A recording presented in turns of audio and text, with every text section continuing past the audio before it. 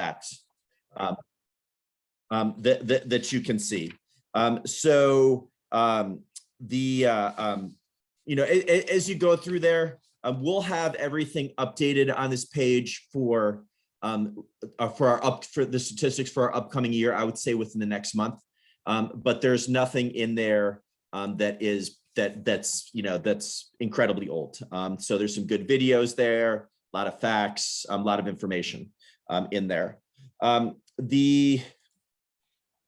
There's a couple of brochures in there. We do have a brochure in Chinese, if that's helpful to you.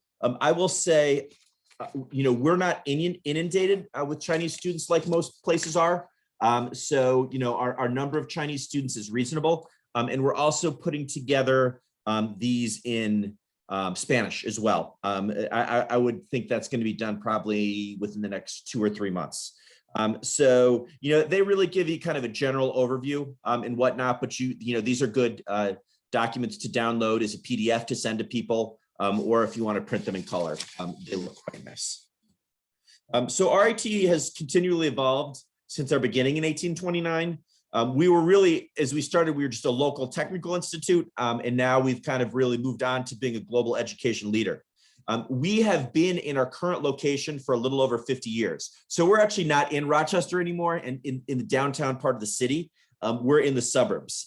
We have this gorgeous 1,200-acre campus, very safe, very wonderful location. We're home to some of the nation's most highly acclaimed engineering, science, and technology and design programs.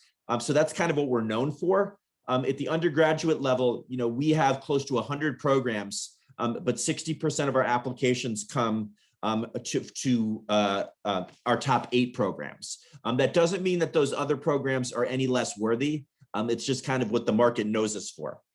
So we have a very strong alumni base. We have them, you know, in terms of design, we have them designing video game systems, footwear for NBA players, pharmaceutical research. We have a very strong packaging program. So they're designing food packaging to make them environmentally sustainable. They're building airplanes. We just had one of our alumni who was flying a rover on Mars. You know, a little more interesting than what I did on that specific day. So we have over 16,000 students, 85 undergraduate majors, 85 graduate majors here on our main campus. We also have campuses in Dubai, China, Croatia, and Kosovo.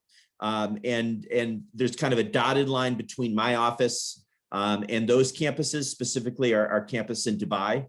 And we have the campus in Croatia and the campus in Dubai are both eager to work with agencies. And so if that's something you'd like me to connect you with, I'd be happy to do it. So, you know, there's really an entrepreneurial spirit on campus.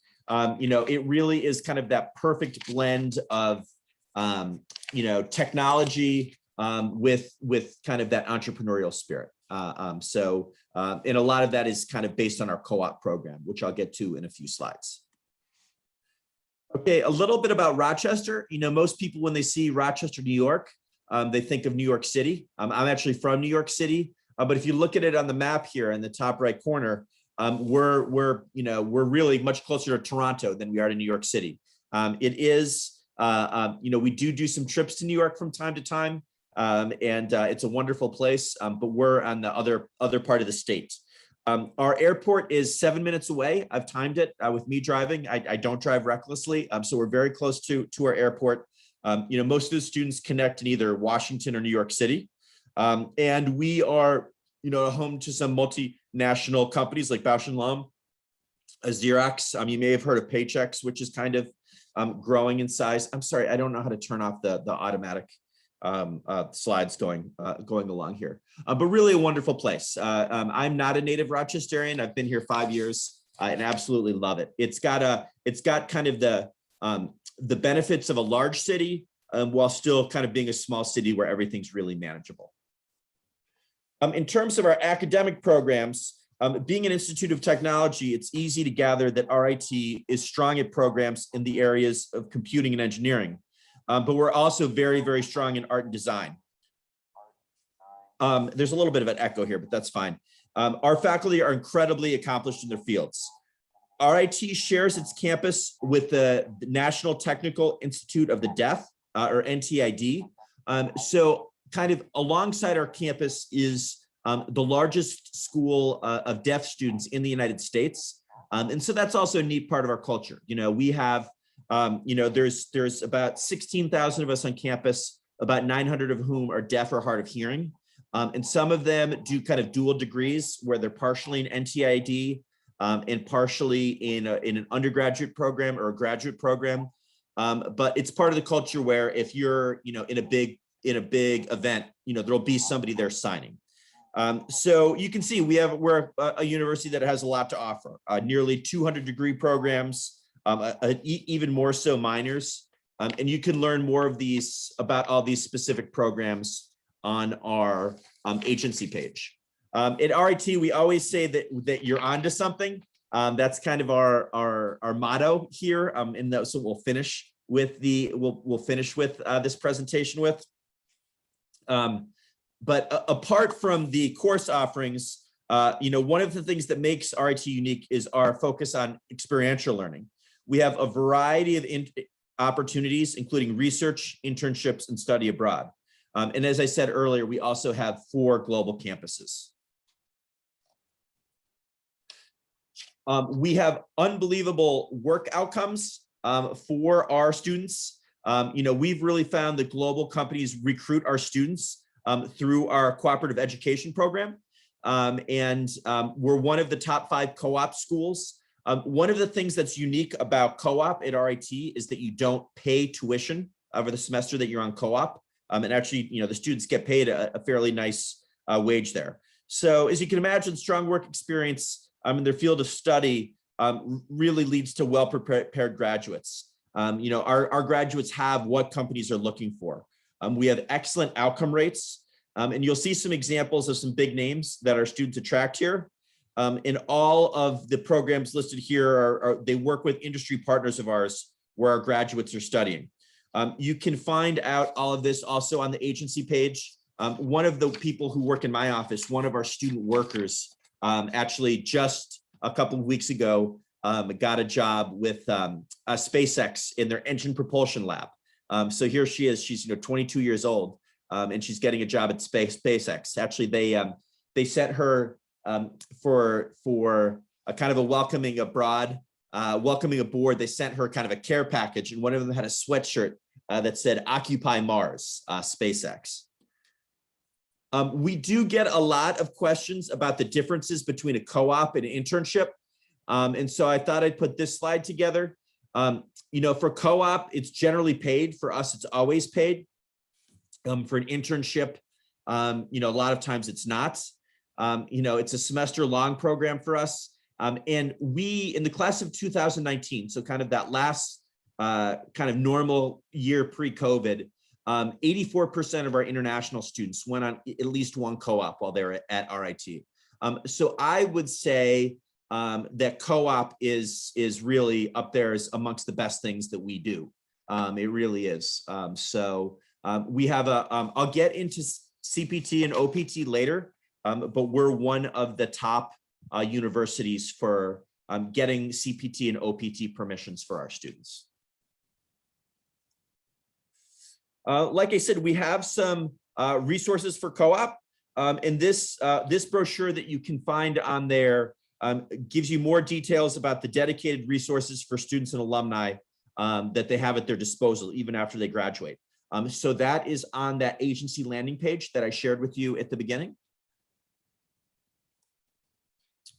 Like I said, we're a very kind of safe, large and residential campus. You know, we're in the suburbs. So, you know, a little bit outside of town, which gives us a lot more space. You know, everything you need is on campus. We have wonderful residence halls. We guarantee housing for our international students. And the one thing I like is there's lots of options. You know, there's a lot of different price points and, you know, just a lot of different ways to choose to live at campus, whether it's in a traditional dorm or it's an apartment. We even have some townhouses. We do require our freshmen to live on campus that first year. But why wouldn't you when you have kind of all these amenities and wonderful things at your fingertips? Here are kind of some pictures of campus and some things, some different areas, some aerial views that were taken somewhat recently. It's very convenient. You know, we have dining halls, coffee shops, restaurants. Actually, this little block right here, it's called the Global Village, that has a bank, a post office, a hair salon, a gift shop, a little art boutique that has all of the things in the art boutique that they sell were made by students and alumni in our College of Art and Design. There's a fitness center there. So really, you know, kind of a small city. Getting around is really easy. We have a wonderful shuttle service that runs frequently. And not only does the shuttle service take you around campus, but it takes you to different places in Rochester. We're about 2 miles away from a large mall. It takes you to the supermarket. In the weekend, it'll take you to downtown Rochester. There's a public market there and a farmer's market, if that's something that students are interested in. And then, like I said, from time to time, there will be bus trips to Toronto, bus trips to New York City, bus trips to Niagara Falls, which, although very touristy, everybody on this call should see Niagara Falls at one point in their life. Getting around is very easy. We also have one of the things RIT is famous for on our large campus is we have tunnels under much of the campus. And so I love the winter. I love having 4 seasons. You know, I know for some of our students from Africa, they might be a little bit shell-shocked, but you know, a lot of the students find ways to stay underground for as long as possible. Others brave the elements. You know, we do have a winter season that's pretty typical to the Midwest or New England. And I'd say we only get kind of bitterly cold for about 6 weeks a year. We have a lot of ways to balance life outside of academics. That's also very important to our community. That's why we have over 300 student clubs and organizations. There's cultural clubs, electronic gaming, sports clubs. We even have a Quidditch club for our Harry Potter fans. And so in terms of sports, we have, you know, really competitive Division III sports. We have intramural sports, and we also have club sports. So really, no matter what's the level that they want to participate in, we have a team for that group. We also do not offer athletic scholarships, since I'm talking about sports, but we'll talk more about funding later. We do have some videos about student life on the agency page that I would encourage you to take a look at in different ways to kind of for people to get involved. Like I said, very safe campus. You know, on the on-campus piece, you can get on-campus housing as soon as we have a tuition deposit. This year we had record enrollment. For the last 2 years, we've enrolled more undergraduates than we ever had in the past. And so there's been a little bit of a pinch on housing. So for next year, once your student is admitted, we strongly encourage you to get that tuition deposit in. Like I said, we guarantee housing for international students, but there's a variety, and some are more popular than others. After the first year, students can stay on campus or they can move off campus if they want a more independent living experience. There's plenty of off-campus housing in the residential neighborhood surrounding campus. And most of these options are at similar price points. Most of the apartment complexes around us are pretty much just filled with RIT students. And so they're very familiar of working with students and coming up with lease plans that are student-friendly and those types of things. We do offer a lot of student services for all of our students, but particularly for international students. Our International Student Services office is available 24 hours a day. You know, should something happen, it's rare that they do, but they are on call 24 hours a day. And our office works really closely with the students once they get here as well. You know, we're not a school where they just bring them in and then just kind of push them to the rest of campus. You know, we really make those connections with the students. I actually lead our office, the International Enrollment Office, and I worked in residential life for about 15 years before I got into enrollment management. So I love still getting involved with events for international students. And, right before COVID hit, we had a really big Diwali, those types of things. It's just really fun learning about all the different cultures.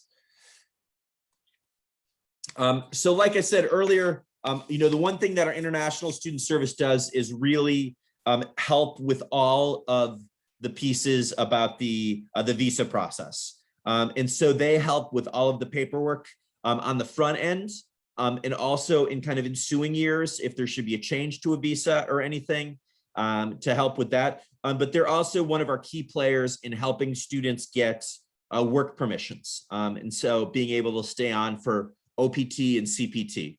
They do a very nice orientation for international students right before the regular orientation, which is really kind of a great way to get indoctrinated into the school. And there's a number of international student clubs. We also have an English language center, and they provide a comprehensive academic program giving English language instruction and some cross-cultural learning for students who don't quite have their level of English where it needs to be. There's 7 different levels that they offer it at. So, we do offer a fully intensive English language learning experience where students won't take any classes outside of their major. And then we also have some kind of lighter levels where the students' English is quite good. They just need a little extra support. So they do have capacity. They do have summer programming if that's something you're interested in. And you can get more information at the website, rit.edu/ELC.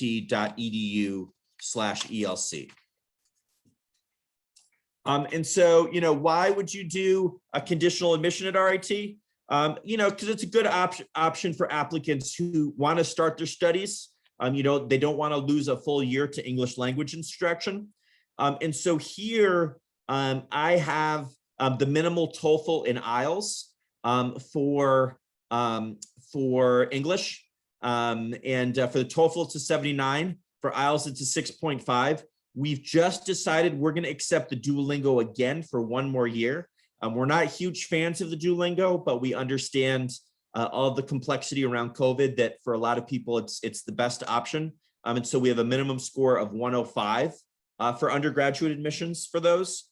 This is a track for a lot of students who, have English levels, of a whole range. We can find a way to work with a student. Very strong English language center. Our student health center, we know this is something that's on people's minds due to COVID. I would start by saying that we had just an amazing COVID mitigation plan. We were open all year last year. Our students did a great job. They really owned the process, but we had a very low COVID rate, and I attribute that to the leadership of the school and our students. We do require all students to have health insurance, but we offer a policy that has a very reasonable rate, but more importantly, it has really good coverage. If this is something that you're interested in, I would encourage you to spend some time on this website if you want to get more info on our COVID response, on confidentiality, on insurance, immunizations, on what happens if there's an emergency, all of those types of things. I will say, virtually our entire area has gotten their second vaccine. I know there's been a huge range of rollouts in various parts of the world. We are requiring all of our students to get vaccinated this fall, and we're going to be giving the COVID vaccine on campus. There are a few avenues if there is a religious or philosophical reason, but we're anticipating next year that our campus is going to be over 95% of our community is going to be have the COVID vaccine. So we should be good to go. Here is some information about our fees, and it is a big investment. We are consistently ranked as one of the best value for the money schools by U.S. News and World Report. And so we try to make the cost as reasonable as possible. We do provide merit scholarships to most students, including international students. And that will happen at the time of admission. You don't need to apply separately for that. We'll automatically consider you at that time. Typically, they're around, I would say, I'd say they're closer to $12,000 to $15,000 a year. They renew automatically, and they're based on academic merit. We do not offer any full scholarships. The highest scholarships are usually around $25,000 per year. So there's no other way for me to say this than to say that we are expensive, but we try to make costs as reasonable as possible. We also allow students to work up to 20 hours a week on campus as a way to defray the expenses. And then at the graduate level, what happens is at the time of admission, they'll be considered for scholarships that range anywhere from 10 to 40%. I'm sorry if I'm talking really fast. Like I said, I'm from New York City, but also I have so much information that I want to get through in a limited amount of time. And then we'll spend plenty of time doing Q&A at the end. Here are undergraduate admissions requirements and what we need. We are test optional. That last year was our first year, and we're going to be test optional again this year. So here's everything that you need to know. We do accept the Common App. We are test flexible. You can submit your choice from the SAT, ACT, TOEFL, IELTS. We do accept the Chinese Gaokao. We do accept the Korean CSAT exam that can also be used for exams. Certain of our design programs do require a portfolio. I would encourage your applicants to read the instructions very clearly. It seems like about a third of the time we have to send a portfolio back. So all of this information is on the prospectus that's in what I call the e-packet, that agency page. It contains all of the requirements and prerequisites and whatnot. And you can always feel free to reach out and ask if you have specific kind of follow-up questions. Here are, like I said, so here is, I find this prospectus to be incredibly valuable, not only for agencies, but also for me. It's tough to keep track of close to 100 different programs of what the prerequisites are. And like I said, we are test optional, but I also find it's very helpful to look at this SAT, ACT range to see, as you're looking at a student to see, geez, is this about where, my student is in terms of the pool of applicants they'll be competing against. Here are the graduate admission requirements. I put that link in the chat earlier for the GRE and GMAT requirements. Some require them, others don't. So you have to look on your program. There's also different ranks of TOEFL or IELTS for each program. Our graduate programs do not accept the Duolingo. However, one option that I would put your way is we have our own English language test. It costs $50 and can be taken online. So that is an option for any student, graduate or undergraduate. And so you can get more information. I'm sorry, I went back a page. You can get more information on our agency landing page. I'll leave this here for a second so you can copy everything down. I will open the floor to questions. I know that was just kind of a whirlwind. I need to stop and get a drink of coffee here, but just wanted to get you as much information as we can in a short amount of time. It was great, Paul. Thank you so much. There was some really great information in there, and it was incredibly thorough. And I think the great thing is that it got to the good points, and you brought up the points that I know the agent network are really interested in. But in saying that, I think we do have a couple of questions across both the chat and the Q&A. Dean, have you been looking at them to see if there's any double ups? Did you want to get started on? Yeah, there was just one here posted early on from, I hope I say this correctly, Geothame, I hope that's right, asked about if 15 years of education is accepted for masters. Yes, we will. We will. There's so many different education types around the world. So I would say for the most part, yes. There are some exceptions. So it really depends on the school system that the student is coming from. I'll also say it didn't make its present part to this presentation, but we have a really popular BSMS program where after 4 years of a BS, you can get a master's in 1 year with 50 programs. And we have some really interesting pathways. Like if a student takes 4 years of engineering, but then, wants to kind of get that business experience, they can, get an MBA in 1 year. And a lot of different possibilities there. So a lot of ways to get 2 degrees in 5 years. Is the Duolingo acceptable for bachelor's degree? Yes, it is. The minimum score for direct admission is 105. That's for another year. I think I recall you saying one more year for the.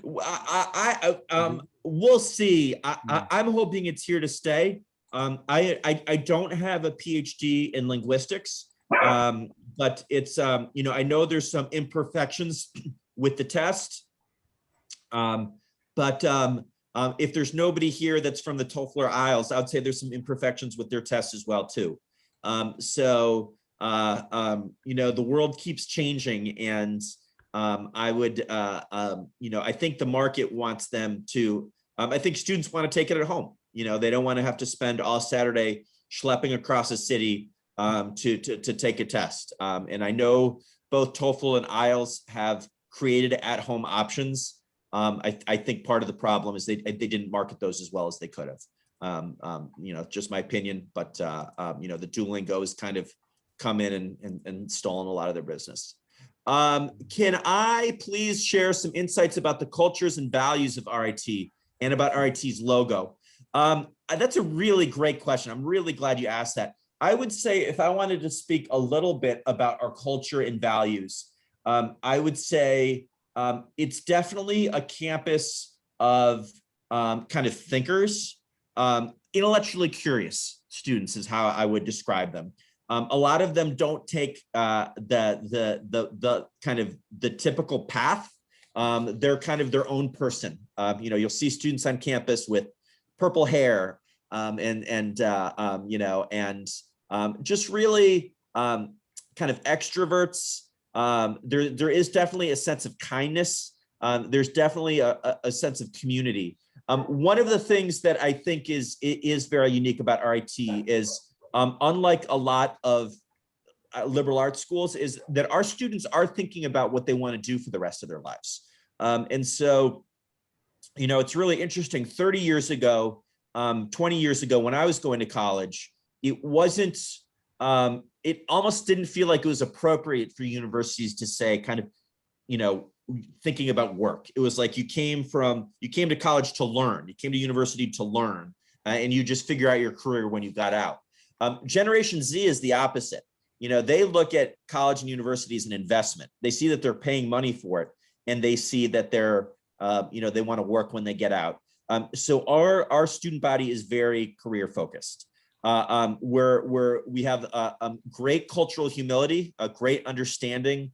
We celebrate all different types of people. Our international students come over all over the world, and we're not wanting them to come to RIT and act American. We want them to come to RIT and bring them and their culture with us so we can learn more about them. So I hope that touches upon it a little bit.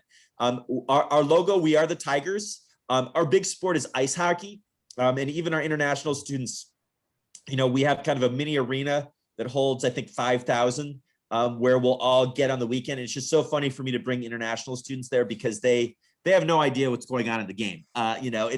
There's guys skating around and hitting each other. And one of these years I have to learn what's going on in cricket because it confounds me when I watch it.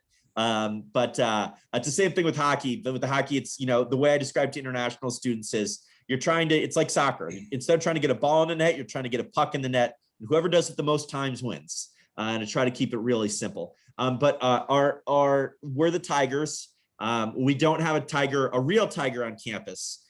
We did many, many decades ago. But we do have our mascot. His name is Richie, and it's spelled Ritchie, is Richie the tiger.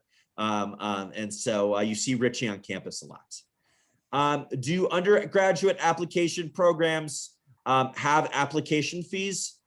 We do have an application fee. We will waive them from time to time. If you have a specific reason, you can reach out to the admissions counselor, but in general, we do collect application fees. Capping for backlogs, how are they accepted? How many are accepted? Sandra, if you're talking about wait lists, we do, our CAP programs this year are all have wait lists, and we didn't go very far down on the wait list. The way I talk about it is for kind of our signature programs being computer science, mechanical engineering, biomedical engineering, game design, computing security, our physician assistant program. I'm forgetting a couple others, but for our big programs, we've gone from taking 0 names off our wait list to 200. So it really just depends on the year. We've had record enrollment these last 2 years. We've really had a huge increase in demand. So it has been harder to get in. But we are very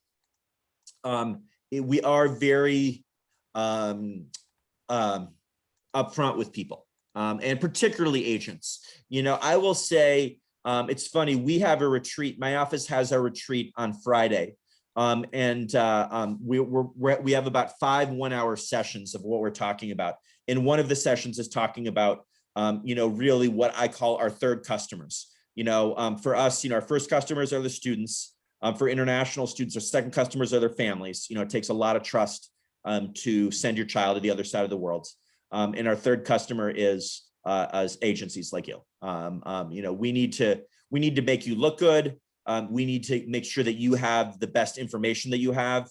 And if there's a student who's 500th on our wait list, and we know just with the numbers that we're not going to get past 50, I'm very comfortable telling agents like, look, you should look at other options. We want to make you look good and show that you're adding value for the investment that they're making for your organization. Paul, sorry to interject. I think with the backlogs, in my understanding, it's the amount of failed credits that they can have before it becomes a problem. So whether it's in high school that they need a certain unit, and if they have failed it so many times that you wouldn't accept them into something like engineering, or whether you go by the overall GPA and not worry about individual credit amounts, whether it's high school or bachelor leading to a master's. Got it. Thanks, Francesca. I would say we are, our programs have differing levels of competitiveness. I would say in practice at the undergraduate level, we probably have some students who have a single F who are admitted. A lot of times it's there's a unique circumstance. We all have some areas where we struggle. Multiple Fs, it's going to be really hard for them to get admitted. It's pretty unlikely. And then Sandra also has 15 years of education accepted. If accepted, do we ask for a WES? There's no cut and dry rule for when we ask for a WES. It feels to me like we don't all that often, but from time to time, especially if it's a market where we don't have tons of students, we'll say, we really need to get a WES evaluation on this one. Let's see. Just one, a very important question that agents will always ask is the turnaround time for sending out offer letters. Sure. Yep. So at the undergraduate level, we have early decision 1, early decision 2, and regular decision.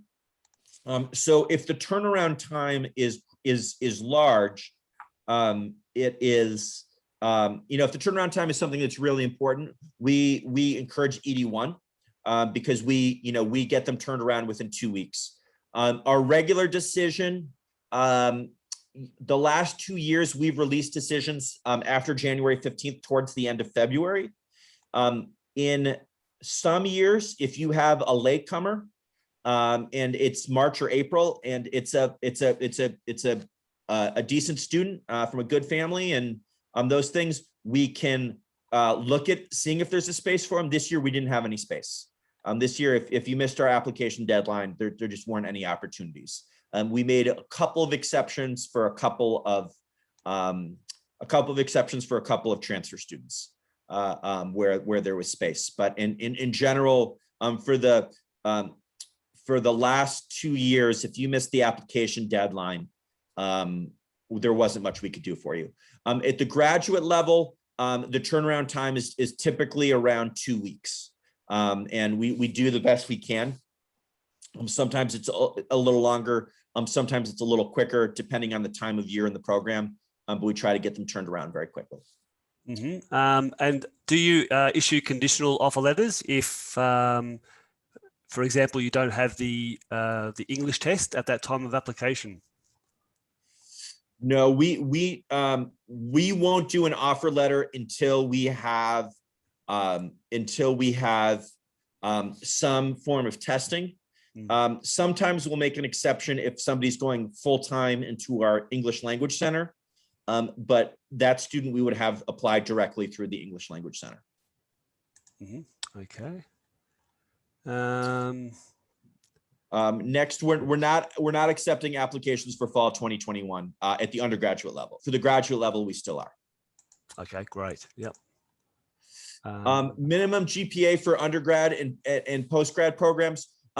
It varies by program, and look at the copy down this website here that's on the page right now and open up the prospectus, and that'll have it for each program. The middle 50th percentile range and what to expect. I will say we will generally at the undergraduate level, if you're from a fairly unique place or a place where we want to grow, we'll look at that as a piece of the puzzle. And Paul, I'll just interject there as well, just to remind our agent network that on your campus landing page and Accelerate, as soon as you hit the course tab and it shows your courses on that very first page before you even need to click into a course, it shows minimum GPA, TOEFL and IELTS scores right there next to each one. So it's very easy for agents to go in and have a look at all those scores. And Davinder, I mentioned it really quickly earlier, but as I said, I talk like a New Yorker. Most people up here though don't. They talk where you can actually understand them. We do have our own English language exam that you can take online, and it's only $50. That's a possibility too. We know there's some people either they're in a remote location or they're in an area that's struggling with COVID, and we do have our own test that I can give you information on. So that would take the place of an IELTS or a TOEFL. Correct. Right. Correct. Okay. Correct. And we prefer that over the Duolingo. Right. Okay. Okay. There's another one here, if I may. How many years of academic gap is accepted? I would say 15 is the. Oh, can you say the question again? I think what they're meaning is what's the maximum number of years from when they completed their education to when they're applying to Rochester? Sure. We don't have anything set in stone. I find that sometimes I have an unconscious bias against people who've taken large gaps. Yet each year I see somebody who's 24, and they're applying for their first year. And when you check in and you see their marks, they're doing well. It's kind of, we as a culture have made the assumption that students should go straight to college. I'm almost wondering if, sometimes I almost feel like students at 18 should go work for a couple of years to remind themselves of why they want to go to college. So we don't have any set number of years. The overwhelming majority of our first year are just coming out of high school. And most of our graduates, I would say, are between 22 and 30, but there's certainly exceptions, without question. Mm-hmm. What else do we have here? What is the highest scholarship offered to graduate students? 40%. It is 40%. Occasionally there's more, very occasionally, but it's usually anything past 40%. It's not based on the kind of financial need of the situation. It's like an amazing applicant. So it's typically between 10 and 40%. Mm-hmm. Chess, I think, could you see any others? I think there's been a couple of questions about deposits. Oh, okay, yeah. Deposits required. So any deposit for undergrad offer or I-20, and any deposit for postgrad offer or I-20. So we'll send out the I-20. We'll actually send out the I-20 before deposit if need be.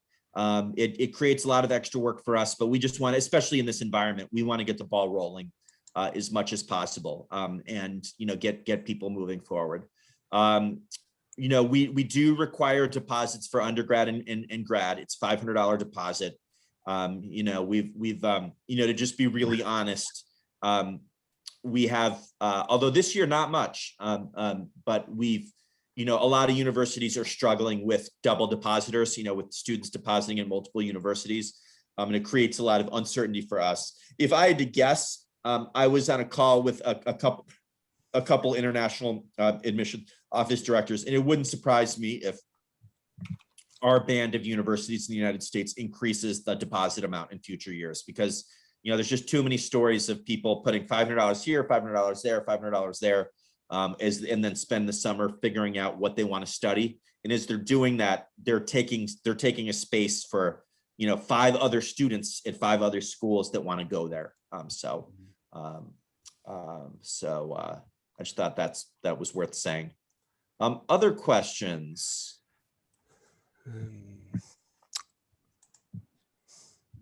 Can a student who has done diploma in instrumentation and control apply for undergraduate in computer science?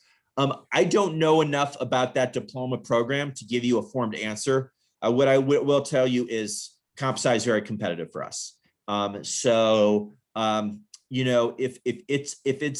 it's an education system where there's stratified high school, it's going to be difficult for a student to get in if they're not in the top tier of high schools. If there's a middle tier and then a vocational tier. We do have computer engineering technology, which is more of a hands-on. Our College of Engineering Technology is a lot more hands-on, and it's a lot less competitive and easy to get in.